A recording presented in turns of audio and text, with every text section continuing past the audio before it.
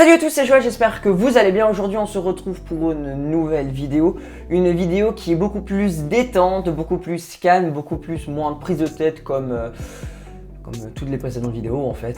Je vais vous expliquer pourquoi est-ce que j'ai eu l'idée de faire cette vidéo. En fait j'étais sur l'application Google Photos qui est pour moi clairement la meilleure application photo du monde, car tout simplement en fait elle synchronise les photos que tu as prises directement sur ton compte Google, et donc du coup tu peux accéder à tes photos partout, sur un ordi, sur un iPad, sur un iPhone, c'est vraiment génial. Si tu as un Android, même pas besoin de la télécharger car c'est directement la galerie photo de base, mais si tu as un Samsung ou un iPhone, il faut la télécharger, mais au moins ça synchronisera directement les photos que tu as prises de ta vraie galerie sur ton compte Google. Et c'est grâce à ça par exemple que j'ai pu faire ma vidéo iMal, car en décembre je suis passé d'un Samsung à un iPhone, et vu que j'ai oublié de faire le transfert de photos, Google Photos m'a bien sauvé la vie. Et même si on a un stockage illimité sur l'application, j'ai décidé de faire le tri parmi les photos, parce que parfois il y a des photos ils servent à rien et ça sert à rien qu'elles soient stockées quelque part pour rien.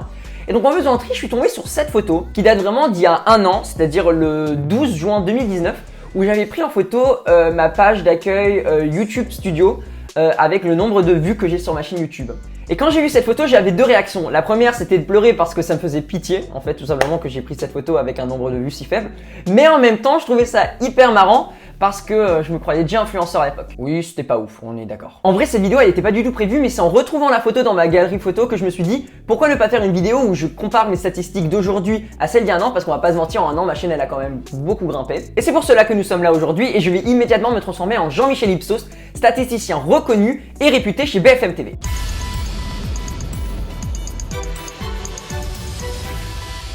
Donc d'abord nous tombons sur la page d'accueil du Google Studio. Google Studio est en fait tout simplement l'outil de créateur pour les youtubeurs. C'est là où en fait on met la description, la miniature, l'écran de fin, les fiches, où on voit nos vues, les revenus, inexistants pour moi. Et donc du coup ça c'est le tableau de bord de la chaîne. Je vois les performances de la dernière vidéo, des actualités, des nouveautés concernant le YouTube Studio, parce que ça c'est la nouvelle version, le nombre d'abonnés actuels, les résumés des vues, tout ça, par exemple des vues qui sont en baisse mais des durées de visionnage qui sont en hausse quoi, durant les 28 derniers jours. 29,4 heures de visionnage ont été vues sur ma chaîne YouTube. Donc, bravo à vous. Et sur le côté, vous avez différentes catégories. Si on clique sur mon icône, on va sur ma chaîne. Si on clique sur les différents carrés, là, on va sur le tableau de bord. Si on clique sur le bouton play, on a l'aperçu de toutes nos vidéos avec du coup la visibilité, les restrictions. Si on met de la musique ou des images, on n'a pas les droits. La date de publication, le nombre de vues, de commentaires, de mentions, de j'aime. Ensuite, on a la section playlist, un peu inintéressante. La section commentaires, où il y a tous vos commentaires que je lis, que je like, que je réponds, enfin quelque chose de classique quoi.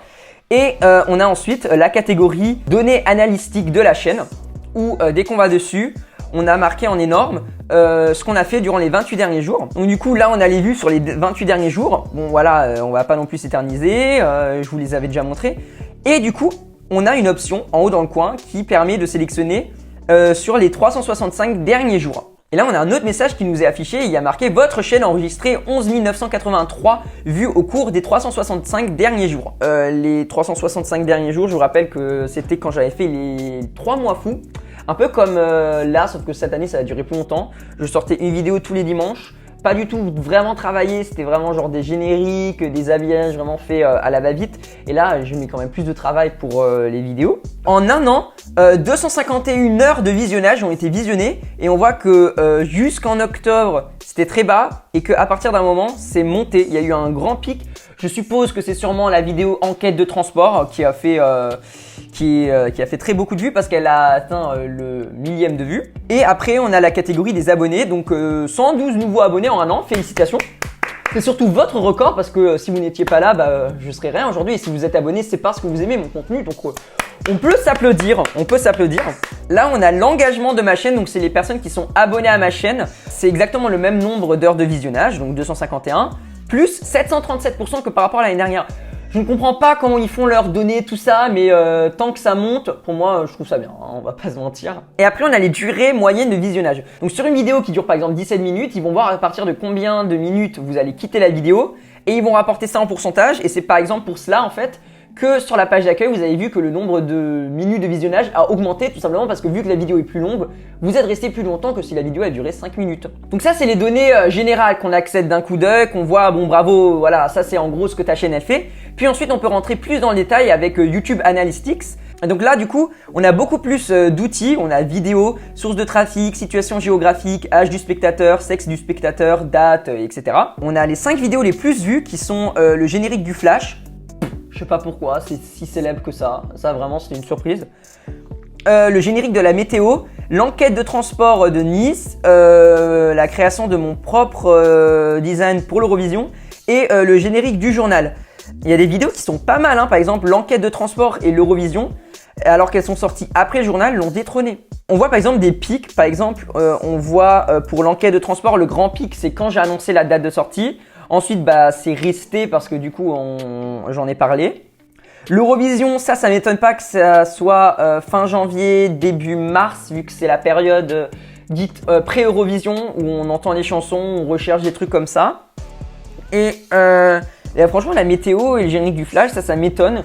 C'est sûrement parce que les gens, ils ont essayé de trouver l'actualité RTS et du coup, ils sont tombés sur mes vidéos. Bon, voilà, ils ont regardé. Donc, on va passer à situation géographique. On va laisser de côté source de trafic parce que c'est pas très intéressant. En fait, il te montre comment les gens sont arrivés sur ta chaîne YouTube ou sur tes vidéos grâce aux recherches YouTube, aux recommandations, aux tendances inexistant pour moi encore. Donc, pour la situation géographique, première position France.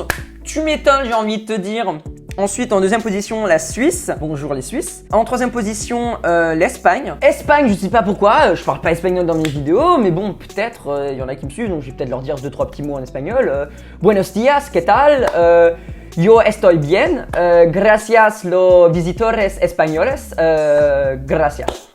Voilà. Donc après l'Espagne, on a des gens du Gabon. Donc le Gabon, premier pays international, un pays d'Afrique, aussi surpris. Et ensuite, Pologne. Peut-être avec la vidéo de l'Eurovision Junior qui a eu lieu en Pologne, mais sinon je vois pas vraiment. Voilà, donc ça ce sont les 5 pays les plus visités. Après il y a Allemagne où les vues tournent autour de 6 ou 7. Donc c'est pas ouf non plus, mais c'est déjà mieux que rien, j'ai envie de vous dire. Donc petit succès dans les pays limitrophes, mais pas que, vu qu'on a le Gabon et la Pologne. Donc là on a le sexe du spectateur, il y a plus d'hommes que de femmes qui me suivent. Ça, je ne sais pas non plus parce que je fais pas du contenu que pour les hommes, quoi. Et je vais d'ailleurs vous annoncer une petite exclusivité en avant-première. Les podcasts de Jojo vont revenir et je vais vous donner un petit indice. France-Allemagne. Voilà. Donc si vous voulez peut-être avoir plus d'exclusivité, n'hésitez pas à vous abonner à mon Instagram, @jojop_, pour plus d'informations. Donc du coup, voilà, on vient de faire le tour de mes données analytiques sur la chaîne YouTube. Ce qui est sûr, c'est que je pense l'année prochaine, exactement à la même période, je vais le refaire. Peut-être que tous les ans, ça deviendra un petit rituel, quoi. Tous les ans, on voit les vues en fin de saison, on va appeler ça. Donc voilà les gens, c'est la fin de la vidéo, j'espère que je vous ai pas trop saoulé avec mes statistiques et avec mes taux d'intérêt à 2%, c'est pas vrai, je suis pas banquier. C'était vraiment une vidéo sans grand travail, plutôt impro, même pas prévu, mais vu que j'avais vu cette photo, je me suis dit que c'était marrant de le faire, comparer un an par rapport à l'ancienne photo, donc c'est ce qu'on a fait. En tout cas, on se retrouve dimanche prochain pour une nouvelle vidéo. C'était Joël et je n'ai qu'à vous dire, bis bald!